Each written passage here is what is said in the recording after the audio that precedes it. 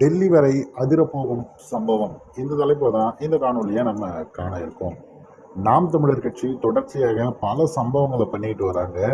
இது தேர்தலுக்கு பிறகு தோல்வி அடைந்த பிறகு அமைதியாவாங்க அப்படின்னு பார்த்தா இன்னும் கூடுதல் வேகத்துல பாஞ்சுக்கிட்டு இருக்காங்க. அதுல என்ன செய்வது அப்படின்னு சொல்லி தெரியாம திகைச்சு நிற்கிறது இப்போதைக்கு அரசு. நாம் தமிழர் கட்சியை சார்ந்த தீரன், இவர் வழக்கறிஞர், நிச்சயமாக உங்க எல்லாருக்கும் பரிச்சயப்பட்ட நபர் தான்.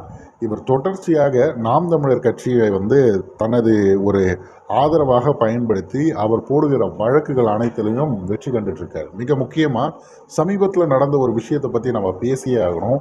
மீனவர்கள் உரிமையை மீட்க போராடுவோம் அப்படின்னு எல்லாரும் பேசி பார்த்துருப்பீங்க. ஆனால் யாரும் களத்தில் இறங்கி அவர்களுக்காக பேசுவதோ போராடுவதோ எதுவும் கிடையாது.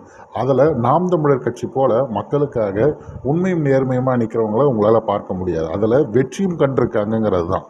எந்த ஒரு எம்எல்ஏக்களும் கிடையாது, எம்பிகளும் கிடையாதுன்னு பேசுகிறாங்கல்ல, அந்த கட்சி தான் மக்களுடைய வாழ்வாதாரம், அவர்கள் மீன்பிடி காலம் கொண்டு தடைபடும் அந்த நேரத்தில் அவர்களுக்கு மிக குறைவான காசுனா 10,000 கூட இல்லாமல் அதற்கும் குறைவான ஒரு காசை கொடுத்து நீங்கள் பார்த்தீங்கன்னா மாத கணக்கில் வீட்டில் இருக்கணும் அப்படிங்கிற ஒரு விஷயத்தை செய்திருக்காங்க. அவர்களுக்கு மீன்பிடியை தவிர வேறு ஒரு வேலைகள் கிடையாது, வேறு தொழில் இல்லை. அப்படின்னும் போது இந்த காசு அவர்கள் ஒரு 2 பேர் இல்லை 4 பேர் இருக்க குடும்பம்னா எப்படி இருக்குன்னு யோசிச்சு பாருங்க.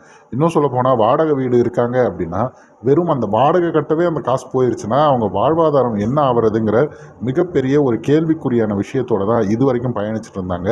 அவர்களோட பேசி இந்த தீரன்கிறவர் 20,000 ரூபாய் தரணும், இதை டிவிக்கு அவங்களுடைய மேனிஃபெஸ்டோவில் சொல்லியிருக்காங்கிறத பதிவு பண்ணி அதை எடுத்து நீதியரசர் பார்த்து எடுத்துக்காட்டாக சொல்லி உங்களது கருத்துக்கு பாராட்டுக்கள்னு நாம் தமிழர் கட்சியை பாராட்டி இந்த விஷயத்தை செய்திருக்காங்க. இப்போ அடுத்த கட்ட ஒரு நகர்வாக கச்சத்தீவை மீட்கணும் அப்படின்னு சொல்லிட்டு டெல்லி உச்சநீதிமன்றத்தில் நாம் தமிழர் கட்சி வழக்கு தொடர போகிறாங்க. இதுவரைக்கும் இங்கே தமிழ்நாட்டில் அடிச்சிருந்த வித்தாங்கன்னா அங்கிட்டே போயிட்டு நம்ம நேரடியாக இனிமேல் பேச்செல்லாம் கிடையாது, அடுத்த கட்ட நகர்வுக்கு நம்ம போயிடணுங்கிற மாதிரி நாம் தமிழர் கட்சி இறங்கி செஞ்சுக்கிட்டு இருக்க ஒரு மிக முக்கியமான சம்பவமாக இது பார்க்கப்படுகிறது. அடுத்து டெல்லியிலிருந்து நமக்கான செய்திகள் என்ன அப்படிங்கிறது விரைவில் வெளிவரும் நம்ம எதிர்பார்க்கலாம்.